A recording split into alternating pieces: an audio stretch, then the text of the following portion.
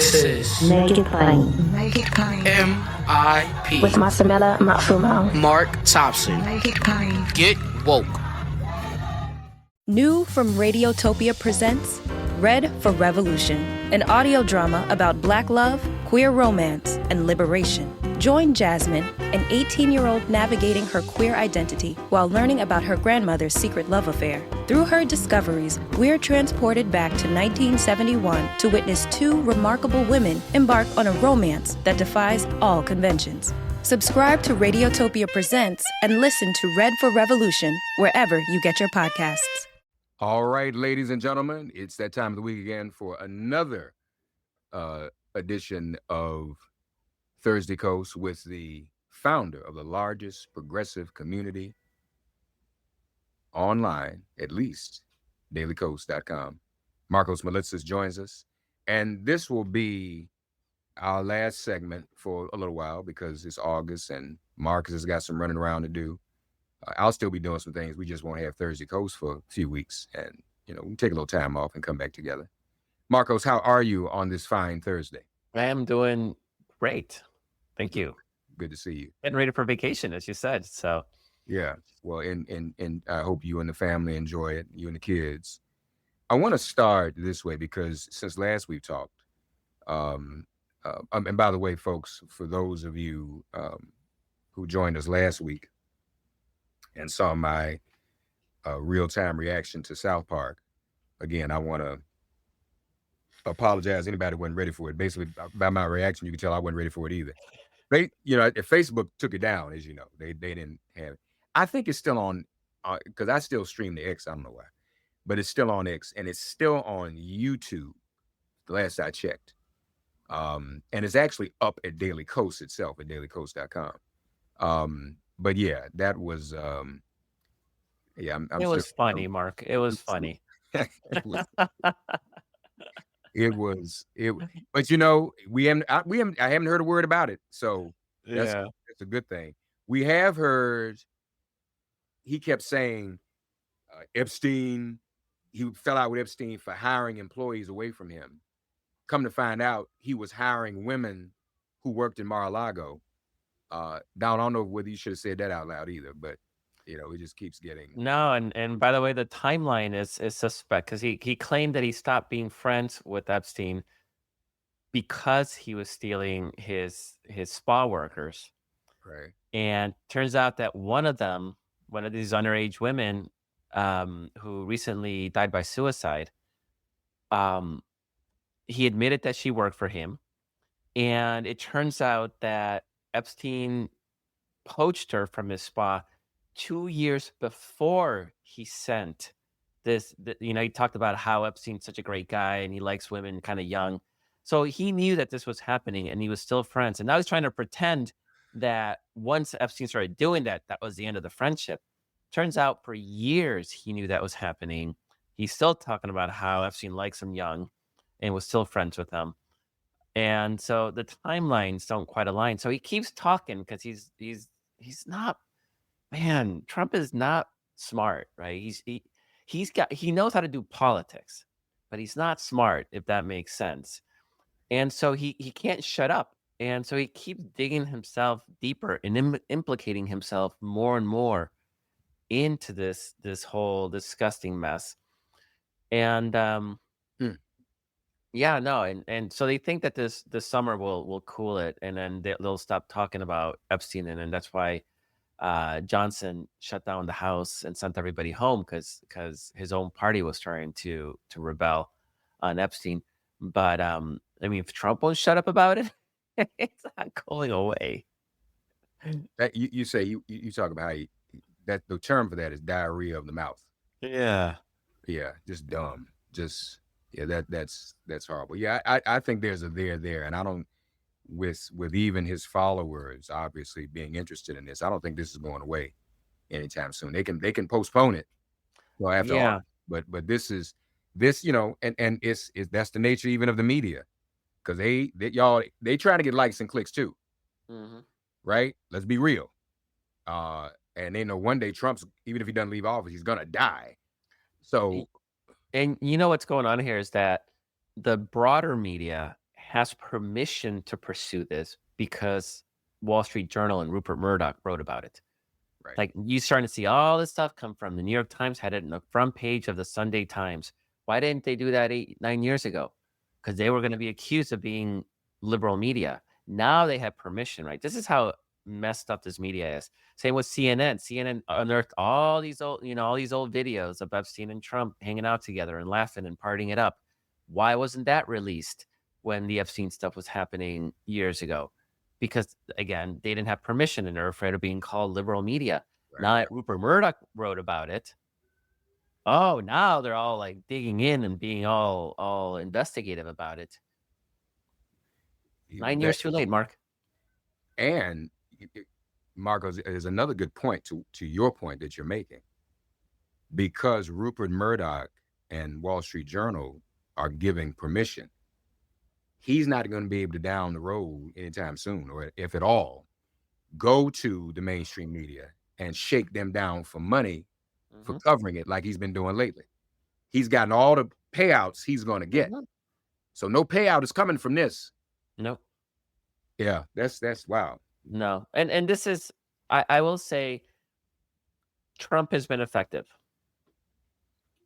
He's gotten Columbia to back down. He just got Brown University to cave, and they're going to use the definition. What a part of that deal was that they're going to go back to there's only two sexes. Like, what's an academic institution agreeing to that sort of thing? He got his tax bill for billionaires passed. He's basically destroyed the federal bureaucracy unconstitutionally. These are congressionally mandated programs that he's just shut down unilaterally. Like, it's actually kind of amazing how being the crazy guy who's going to destroy the Constitution and have a Supreme Court that's ideologically aligned and willing to do that, he's actually gotten stuff done. And it's all horrible. I think it's to the detriment of the American people. It's not a popular agenda. We're seeing that in his poll numbers going down, poll numbers with his congressional Republicans going down as well. And there's going to be a reckoning for him and his party next year. But for now, he's actually being incredibly successful. And it's absolutely infuriating seeing all these companies, all these academic institutions just completely surrender. Now, he's declaring all sorts of victories with the trade wars. That one is, I think there's trade understandments. There's no deals. Deals take years to actually work through. I think these countries are playing them. But beyond that, domestically, I think he's being absolutely incredibly effective. And I don't know. I mean, there's definitely, to me, there's a sense that, if a president can unilaterally destroy an agency he or she doesn't like, what's to stop the next Democratic president from coming in and just shutting down ICE? Yeah. And just starting over. Right. Just whatever. Yeah. What's to stop that person to coming in and saying, all right, rural America, you voted 80% for Donald Trump or JD Vance or the next Republican. We're just going to cut all the programs that support you. Why should Blue America be subsidizing you if you're not voting for me? What's to stop that Democratic president from doing that? Yeah. And you better believe I'll be agitating for that. Right. You better believe I'll be like, why are we wasting money? Why is this bill? Why? So Joe Biden's CHIPS bill, right? That was building manufacturing plants all across America. What, $40 billion? Almost all of that was in red districts. Like, stop that. Put that shit in South Philly. Put that in the south side of Chicago. Put it in Hunter's Bay Point in San Francisco. Put it in Black and brown neighborhoods. Reinvigorate economically your supporters, your core base, your voters. Show them that it matters to vote for them. I mean, why should we vote for Joe Biden and then he gives money to the people who voted against him? And then they reward him by then voting for Donald Trump again. Like, that has to end. Yeah. And I'm a liberal. I'm not one of these people that says eliminate rural broadband or stop spending money on rural roads that 6 people use. I'm not that guy, but they are. They are. And maybe they need to understand that it matters who you vote for. And if that you want government programs to make your life better, particularly rural America, that absolutely 100% depends on the government. Rural America does not survive without it. They think they can. They think they're so rugged. They think they pull up their boots by the bootstrap. No, they don't. We subsidize it. Mark, you in New York City, me in San Francisco, we subsidize. Those of us in Washington, in Seattle, in Chicago, New York, New Jersey does a lot of subsidizing. Connecticut, Massachusetts, we subsidize them, and then they sit there and complain and talk about the liberal elites, and they want to punish us. Yeah. I think it's time to return that favor. Well, let's stay on that track for a moment. You've also written in the past couple of weeks, or really the past week, I should say, about here's the contrast. Biden puts these manufacturing plants in red districts. These red districts vote for Trump, and he's gonna take away their hospitals and their food stamps. And those manufacturing plants ain't happening. All of it. Are people? Is it too early for people to get that? So yeah, I've been writing about this. Most Republicans won't and never will. And there was a story out of Nebraska where they went to this very red town that is losing its health clinic, the first health clinic to shut down from the one big beautiful bill. They went to the town, and the people were like, they keep wanting to blame Trump for everything. So they're not going to let it in, right? They're not going to admit that their vote cost them their medical lifeline in their, middle of nowhere town. That's not going to happen. But here's the math. This is by party registration. This country is 49% Democratic, 48% Republican. I keep saying this, right? So if everything goes well, we win.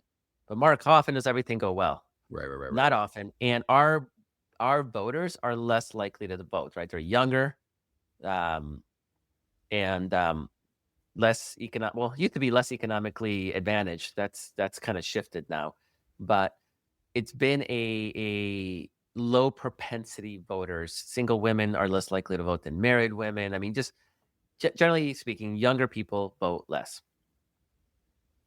If everything goes well, we win. If not, we don't win. And also, it makes it tough to win Senate seats in states, given that there's a rural bias to the Senate.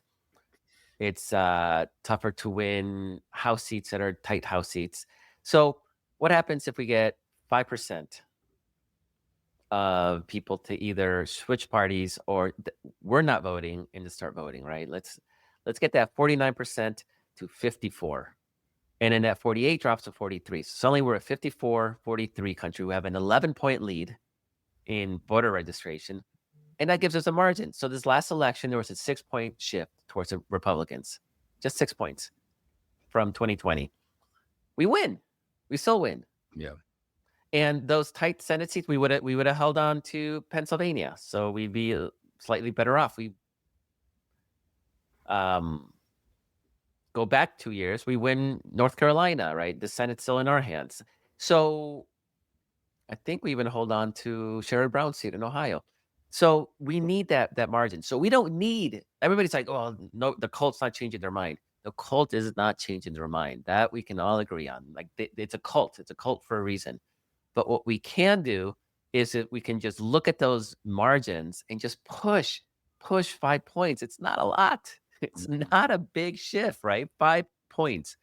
5 points is all we need to do, whether it's shifting voters, whether it's non-voters finally voting. We can do that. It dramatically changes the math.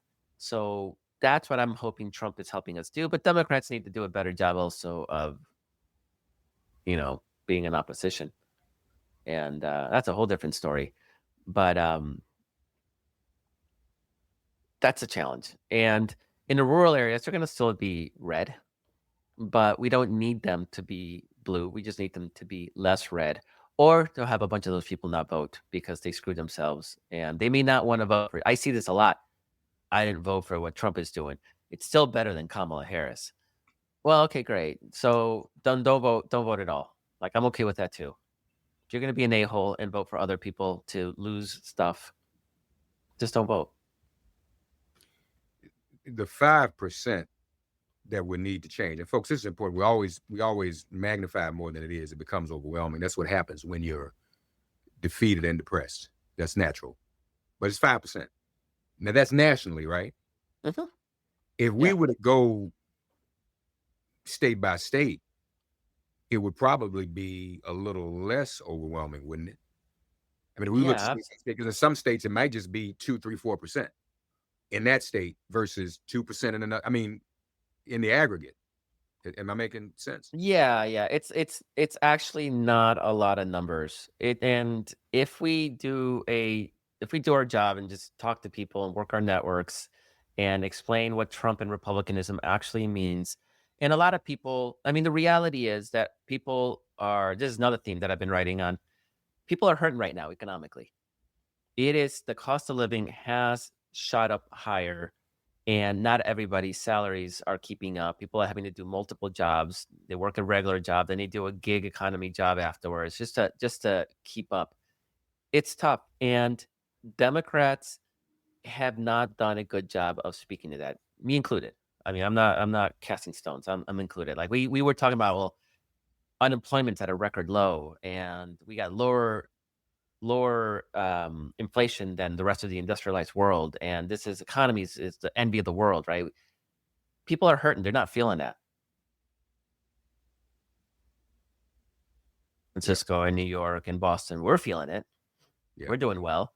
But once you get outside of the big cities and the suburbs, it gets pretty bleak. And I'm not saying everybody in the cities is doing well either, right? But it gets bleak once you get outside. So people are not feeling that. And Trump came in and his message was, I'll lower prices on day one. It didn't matter that he had no plan. He had a semblance of a notion of maybe a hint of he didn't have crap, right? He just said it. People are desperate enough that they responded to that. And I said the same thing with Mandani, right? He's coming in and he's saying, I'm going to make buses cheaper, and I'm going to make groceries cheaper, and I'm going to make housing cheaper. And I'm skeptical of his ability to deliver. But even if he doesn't, what he's telling people is, I actually see you. I see that you're struggling, and I'm going to fight to make your cost of living cheaper. And every politician should have that message, and that message alone right now. That's the only message that matters. And people respond to it.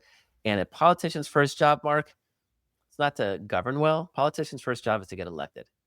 Get elected, and then try to figure it out. And yeah, there's consequences if you don't deliver, right? But freaking get elected first. And if people need to know that Democrats aren't trying to get elected so that they can focus on trans rights. That's a consequence of getting a Democrat elected. Trans rights will be protected if a Democrat's in power. But people need to know that they are voting for somebody to make their lives better. And that means right now, that means cost of living. So Democrats historically, they'll do things like child tax credit. Why are you freaking burying something in the goddamn tax code? If you want to reward a family for having children, which I think is a great thing, send them a freaking check. Send them a government check. Have it signed Joe Biden. Donald Trump signed his COVID era stimulus check. Joe Biden did not. And Joe Biden now said that was, he was quoted recently saying it was stupid of him to not have his name signed on it. And people still talk about that. I got my Donald Trump check. Nobody talks about how many remember who the Treasury Secretary was under Biden, but nobody would remember that guy's name or know who he was, right? Right. There was no Biden check, even though there was a Biden check. He refused to sign it. Freaking send people money. And this is why right now, Trump talking about doing a refund check from tariff revenues. I think it's incredibly smart politics. It's not going to happen just because it's just not going to get through Congress. But that is smart politics. Right. Because then you say, you're getting your check every month. You like that check, right? It's a nice check. If Republicans win, they're going to take that check away. Now, imagine if Trump gets his tariff check. Now, I wrote a story that it's going to run, either it ran already or it's going to run today, but basically doing the math. And And the people that would benefit from this check are actually losing more money from his new tax bill, because people making under $50,000 a year are going to get a tax increase, an $800 tax increase. As a If you're result, as a result of the tariffs. Yeah. No, as a result of the tax bill. The tax. Okay, I got you. Okay. Yeah. No, and so if you make under $50,000, you actually get a tax raise. You're paying more taxes, which again, Trump won that demographic, and as a result, they're getting a tax increase. If they got this check, though, this check is a lot more visible than paying more in taxes, right? Paying more in you don't remember what you paid last year. Your income's different. Like, everything changes. But you get a check, and if Trump says, if Democrats win, they're going to stop these tariffs, and you're not going to get that check anymore. That's some powerful politics, Mark. Yeah. And he gets away with that kind of stuff. You know, as much as I agree with you that Biden should have done it,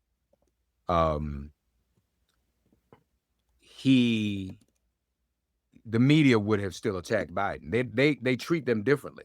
Why is Biden putting his name on the check? And I'm sure that they thought about that. Well, you know, they're going to make us pay if we do. They're going to make it look like we're doing something that's self-serving. But the media treats him differently, and then settles with him. They give him a pass on this kind of stuff, and then send him $1 million. Yeah. To get.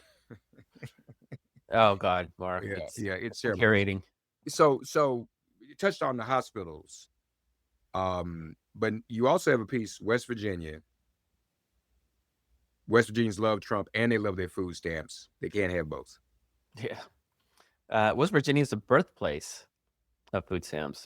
JFK actually went to West Virginia to promote this pilot program in rural West Virginia. It started off as an Appalachia poverty mitigation program.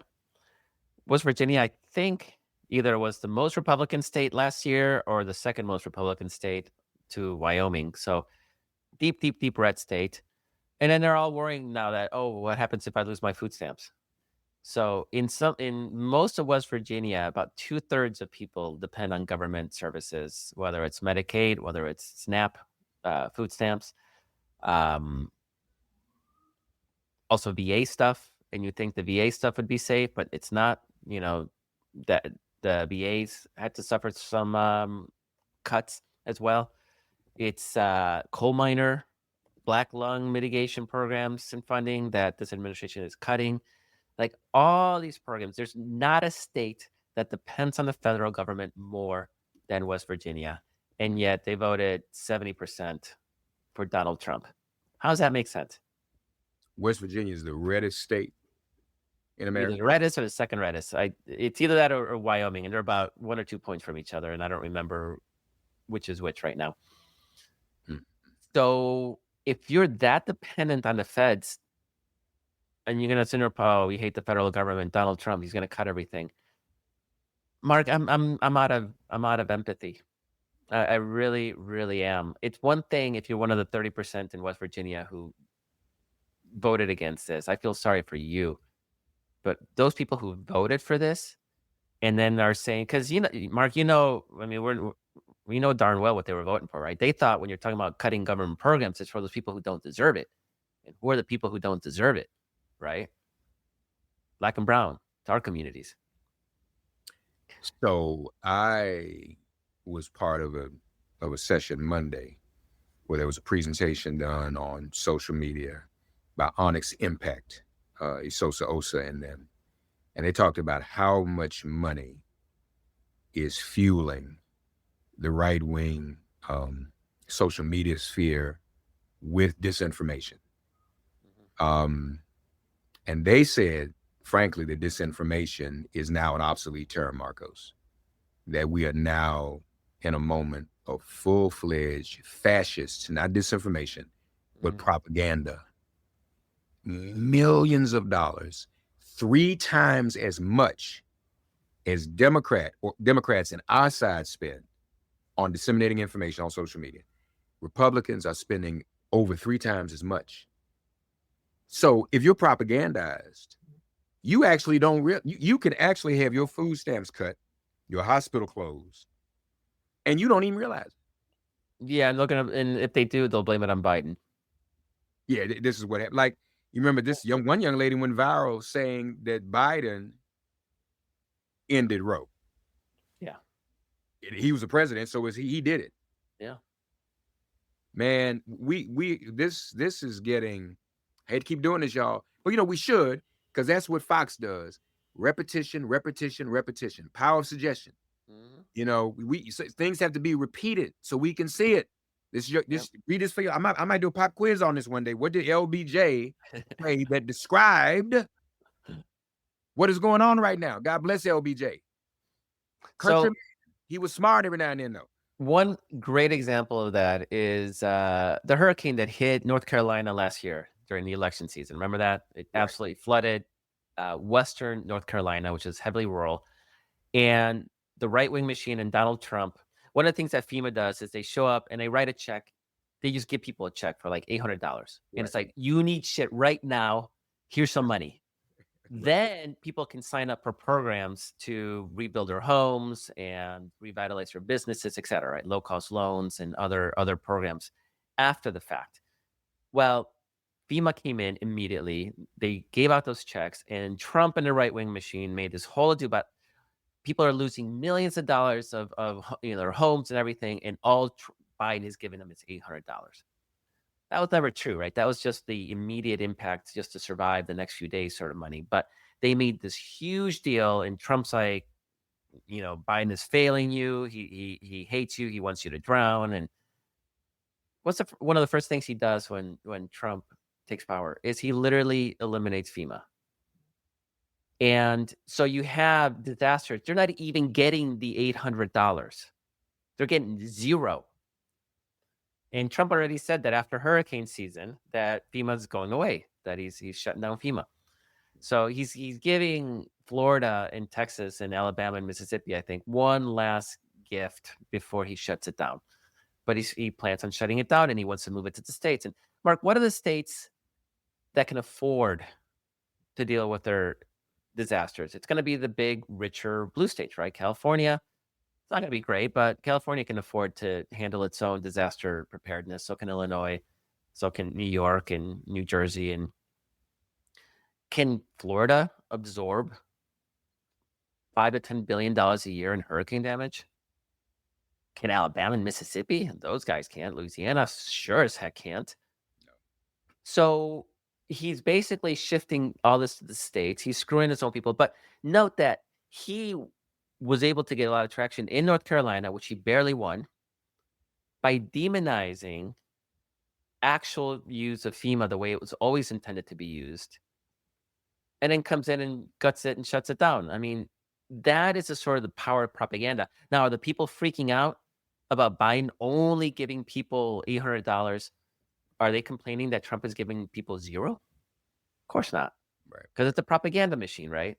They've moved on to the next whatever outrage that supposedly Democrats are doing, or literally making stuff up. But that's the challenge is people, a lot of Republicans, a lot of Trump voters believe that. They thought it was an outrage that Biden would only give them $800 when that was never what happened. And now they're not hearing that Trump is doling out zero.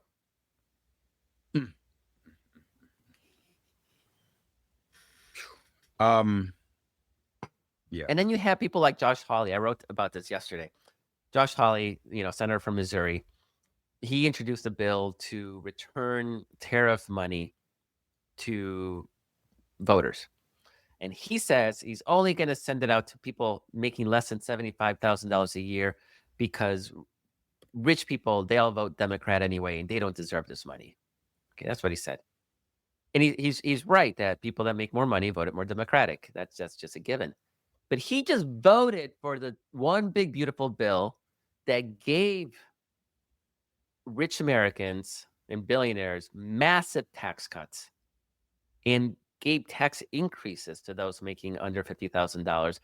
And he's going to be acting all high and mighty and populist that, we're going to punish those rich Democrats. They don't deserve this money. They already gave us all the monies.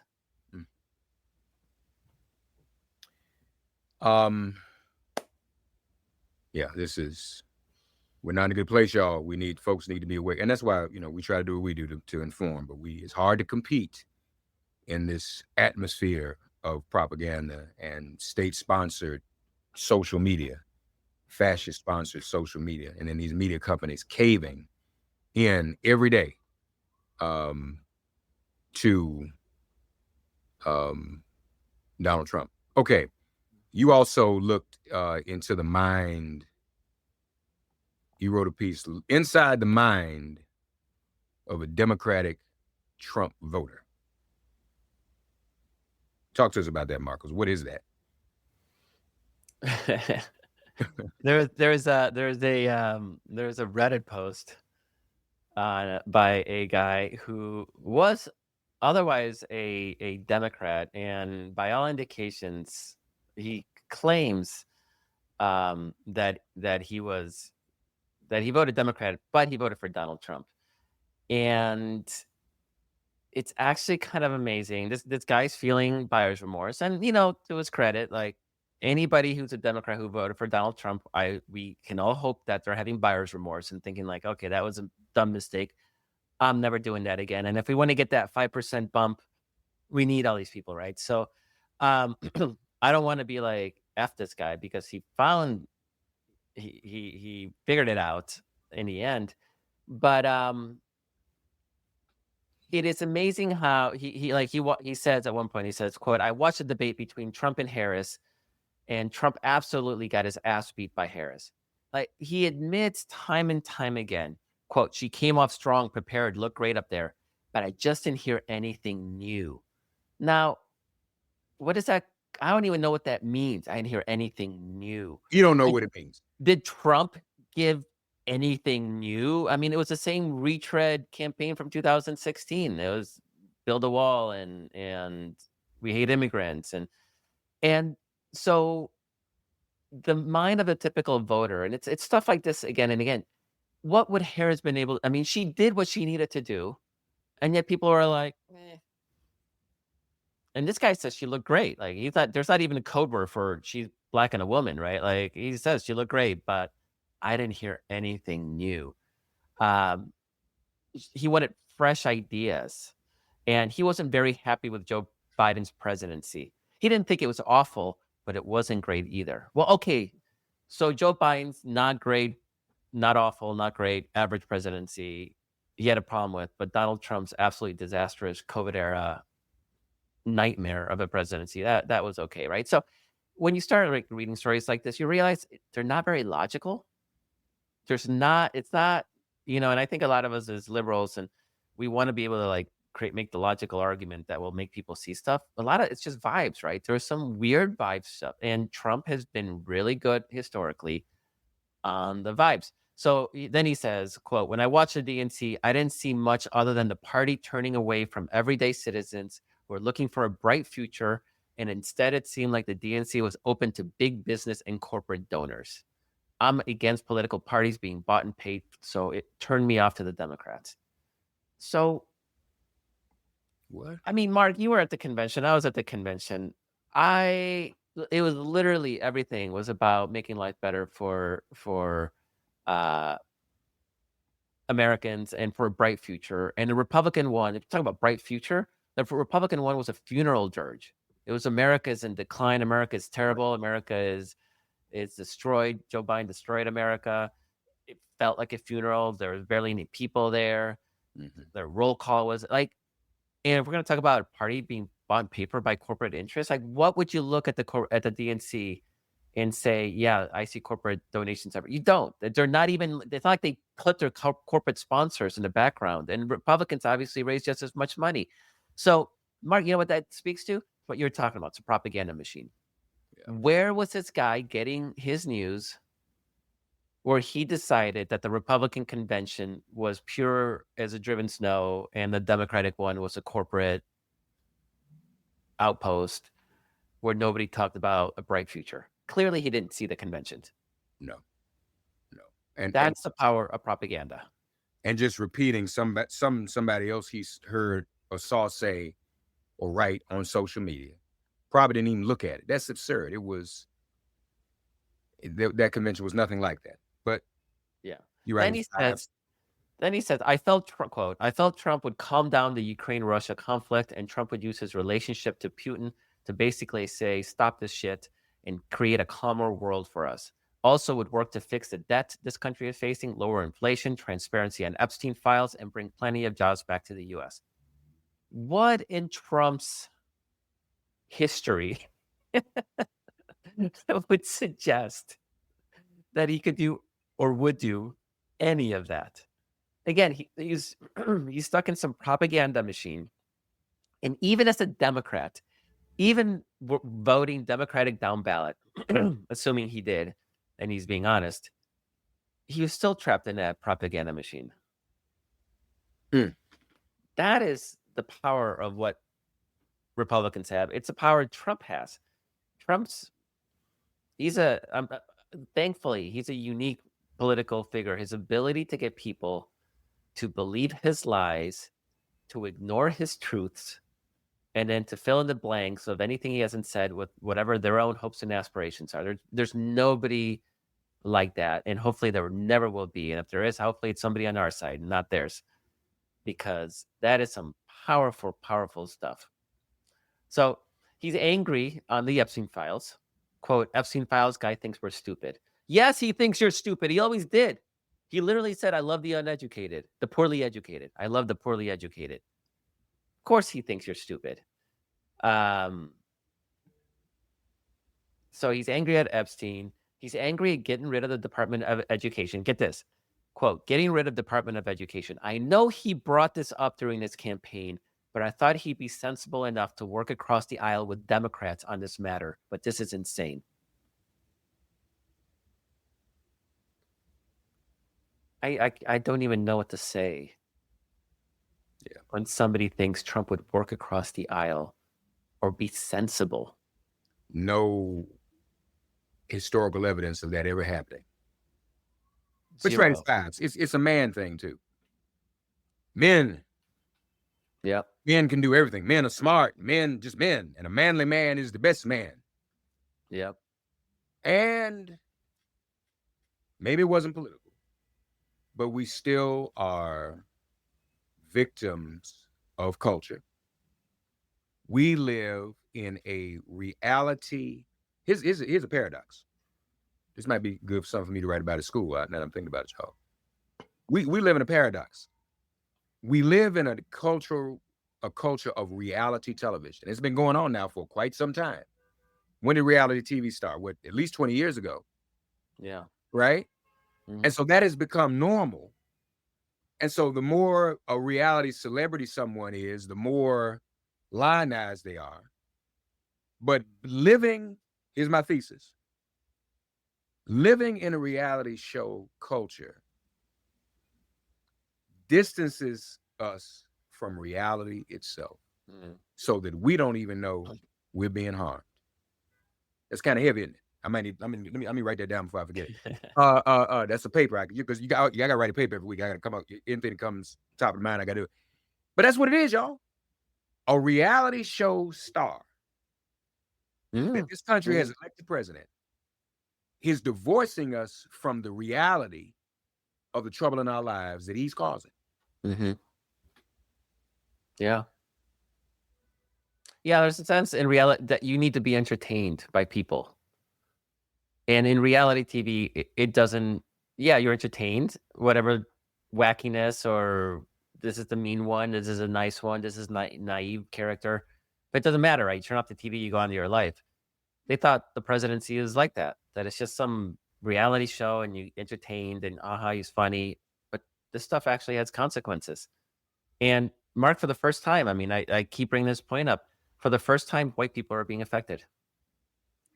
This is the first time that they have really, somebody that they voted for, because rural America has always been protected. They've always been coddled.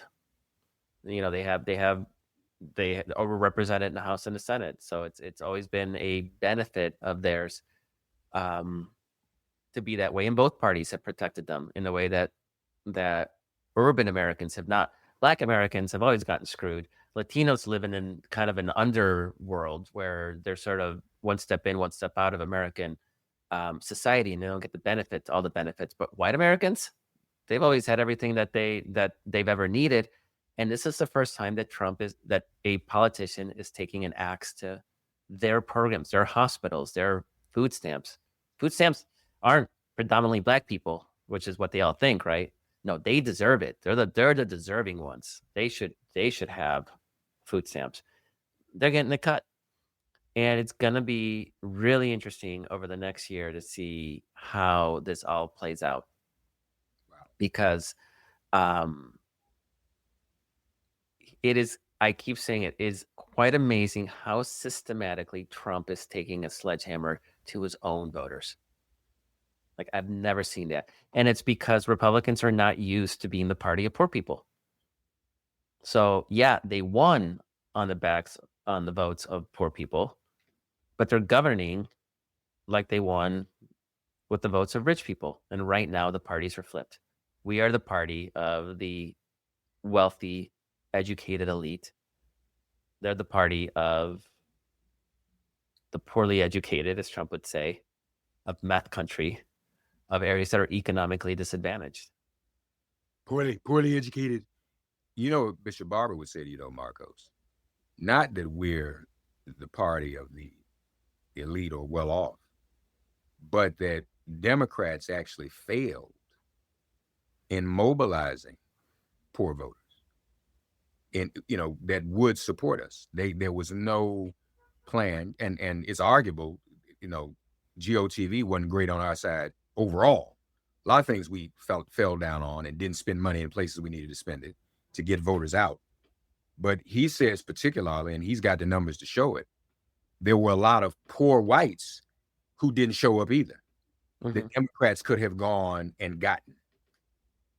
But would they have voted for us? He thinks so. And he says that from his point of view, because, he's still out here organizing poor people. Man, listen, yeah. I went to West Virginia. Because poor white people are our worst demographic. So I wouldn't want to turn them out if I was being Machiavellian about the vote.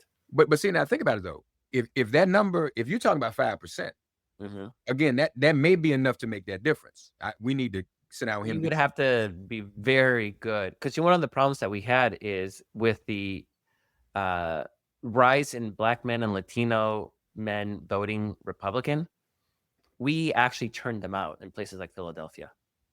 We actually turned out the Republican vote in a lot of places because we just assumed all Black and Latinos were our people, especially if you lived in Philly. Why wouldn't you be? That's terrible. So you have to get a little more sophisticated in how to target. You're right. Yeah. Let me say this, though. On West Virginia, I've been to West Virginia. I've been there with Bishop Barber. And I was in places where people just walking them down the street, meeting people who think just like you and me. So like, where are those people? Now, it's obviously not enough of them to make West Virginia even purple, but they exist. I remember people saying to me when I was there, man, the only time we see Joe Manchin is when he comes in town from time to time, zipping through town in his Porsche. Yeah.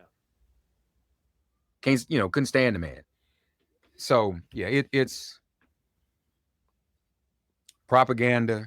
Yeah, I think the first step, though, is you do what Trump did, what Danny's doing now, is you come in and you say, my job is to make your life better. Yeah. And whatever that looks like, we're not going to bury benefits in tax codes. We're not going to talk about lowering the price of housing by creating tax incentives for developers to put up more housing, and maybe you'll see benefits in 10 years. I'm not saying don't do that, but I'm saying you gotta pair anything long term with immediate benefits and just promise it. Promise to give people stuff. Right. Trump did it. Danny's doing it to great effect. It's powerful, and actually, it's really what politicians should be doing. I mean, this is not some great revelation. What's your job? It's to make people's life better. Yeah. And the difference, I see these. I wrote a story about this guy in Nebraska who is upset that his rural mail service is getting cut. Talk about inefficiency. You can vote for the party that talks about running government like a business. Don't complain when your rural ass that doesn't even support a Walmart gets benefits cut, because it's nothing efficient about servicing rural broadband or the Department of Agriculture. These are not efficient government programs. And the difference is that we never complained. I've never in my life said, why is my money going to rural broadband? I don't use that. But this guy's saying, I support cutting government, but not the programs I use. Well, yeah, that's not the social contract. The social contract isn't give me all the stuff I want and F you. Yeah. Society does not work that way. And I don't think I've ever met a liberal in my entire life that ever said, why are our tax dollars going to rural broadband? Now we'll talk about defense. We'll talk about waste in places, but programs that help people? Yeah. Never, ever. And yet here they are. They built an entire ideology of I got mine, give me, and screw everybody else. And finally, they're on the other end of that. Finally, they're the inefficient. You know, we talk about fraud, waste, and abuse. Spending money on rural America, that's a waste. Why are we spending billions of dollars on a few thousand people that want to live out in the middle of nowhere? Right. But that's the difference. We were okay with that. They've changed the rules. And they changed the rules. All right, we're playing by a new game now. Mm-hmm.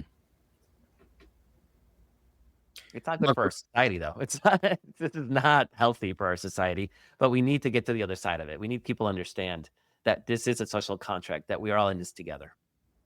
So, Marcos, before I go, I have to ask you, what are your thoughts about Kamala Harris's decision not to run for governor?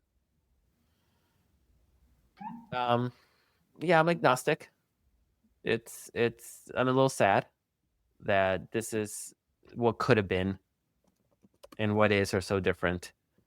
And it sounded, I mean, obviously she leaves the door open, but it sounds like she's not really running for president again either. So it sounds like she's kind of done. You think so? That's the vibe I got from her statement, was that she's kind of done.